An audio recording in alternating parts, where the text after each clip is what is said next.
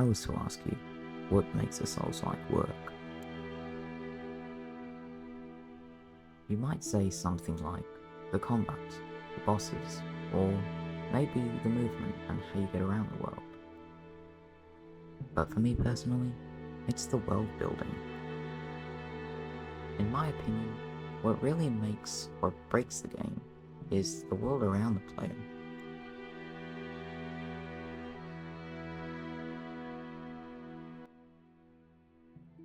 There are a total of 39 weapons in Lies of P, 29 of which can be broken down into their main components: the blade of the weapon or the handle of the weapon.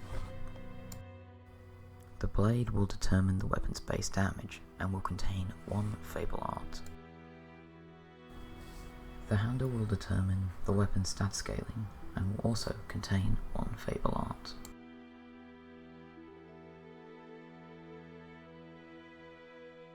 You can then combine the two to make a full weapon, containing all of the stats of the blade and the handle.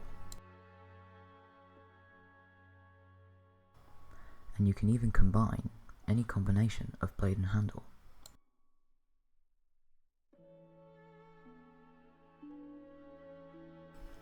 Each weapon has a light, heavy, and special attack. This is a light attack combo.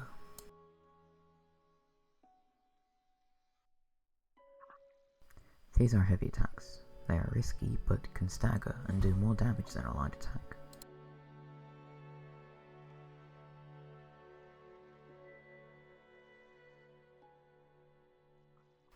This is a riposte attack that you can only use on an enemy who has their stance broken.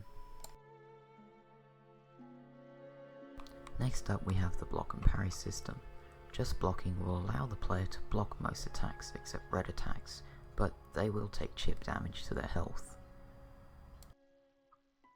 These are parries. They are hard to time, but will build up stagger on the enemies and will perfectly deflect all damage.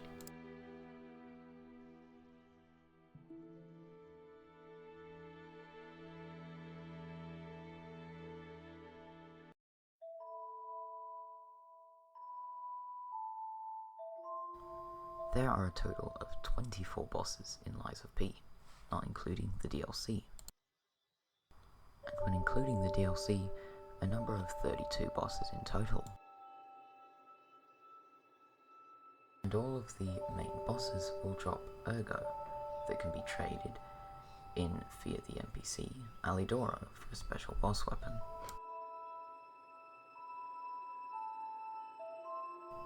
Now, this isn't new by any standards.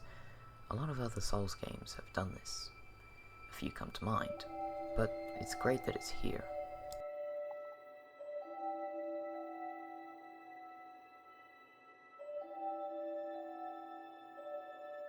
You can also trade Boss Ergo for amulets that will give you stats and bonuses.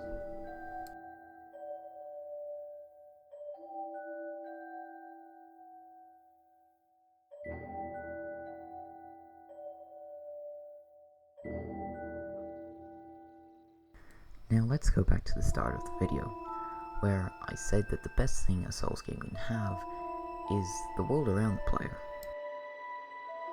And when you look at the world of Lies of P, it's dark, gloomy, and run down.